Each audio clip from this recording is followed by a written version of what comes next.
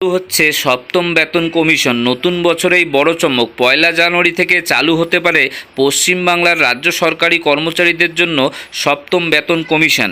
চাকরিরত সরকারি কর্মচারীদের বেতন সংশোধনের দাবিতে রাজ্যে ফের সরব হলো সংগ্রামী যৌথ মঞ্চ। কেন্দ্র যেখানে অষ্টম বেতন কমিশনের গঠনের কথা ঘোষণা করছে, সেখানে পশ্চিমবঙ্গের কর্মচারীরা এখনও সপ্তম বেতন কমিশন কার্যকরের দাবি জানাচ্ছে।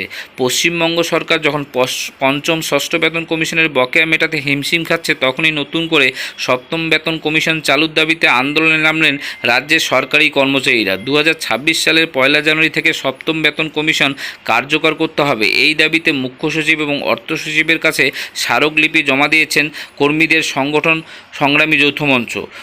2019 সালে ঘোষিত ষষ্ঠ বেতন কমিশনের সুপারিশ কার্যকর হয় 2020 সাল থেকে। তবে এখনও পর্যন্ত সেই কমিশনের সব সুপারিশ বাস্তবায়িত হয়নি। 25% বকেয়া মেটানো বাকি আছে, যা নিয়ে রাজ্য এবং কর্মচারীদের মধ্যে টানাপোড়েন চলছে।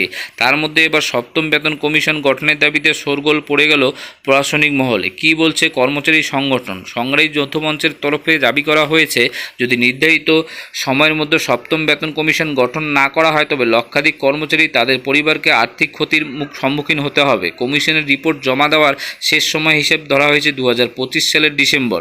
সময় মতো সুপারিশ কার্যকর না হলে 2026 সালের 1 জানুয়ারি থেকে মূল বেতনের কমপক্ষে 50% হারে ইন্টার্ম রিলিফ অর্থাৎ আইআর বা পরবর্তী আর্থিক সহায়তা দিতে হবে, এমনও দাবি জানানো হয়েছে।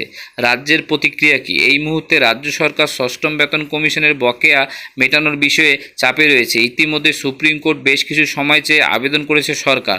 এখন সপ্তম বেতন কমিশন গঠনের দাবি সামনে আসে, অর্থ দপ্তরের ওপর চাপ আরও বাড়তে পারে বলে মনে করছে প্রশাসনিক মহলের অনেকেই।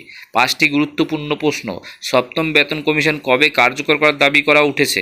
2026 সালের 1 জানুয়ারি থেকে কার্যকর করার দাবি জানানো হয়েছে। কাদের তরফে এই দাবি তোলা হয়েছে? সংগ্রামী যৌথ মঞ্চ নামে একটি রাজ্য সরকারি কর্মচারী সংগঠন এই দাবি জানিয়েছে। আগের বেতন কমিশনের বকেয়া কি মেটানো হয়েছে? না, পঞ্চম বেতন কমিশনের অধীনে এখনও 25% বকেয়া মেটানো হয়নি। কমিশনের রিপোর্ট জমা দেওয়ার সময়সীমা কত? 2025 সালের ডিসেম্বরের মধ্যে কমিশনের অন্তর্বর্তী বা পূর্ণাঙ্গ রিপোর্ট জমা দিতে হবে বলে দাবি উঠেছে। রিপোর্ট দেরিতে এলে কী দাবি করেছেন কর্মীরা? রিপোর্ট প্রকাশে বিলম্ব হলে 50% হারে অন্তর্বর্তী আর্থিক সহায়তা ইন্টার্ম রিলিফ চালু করার দাবি জানানো হয়েছে। যেখানে কেন্দ্র অষ্টম বেতন কমিশনের রূপরেখা তৈরি করেছে, সেখানে রাজ্য এখনও ষষ্ঠম বেতন কমিশনের সুপারিশ পূর্ণাঙ্গভাবে কার্যকর করেনি। এমন পরিস্থিতিতে সপ্তম কমিশনের দাবি নিয়ে যে প্রশাসনিক চাপ বাড়বে তা বলাই বাহুল্য। সামনে বিধানসভা নির্বাচনও রয়েছে, ফলে এই দাবি আগামী দিনে রাজনৈতিক মঞ্চে জোরদার হতে পারে বলে মনে করছেন বিশ্লেষকরা।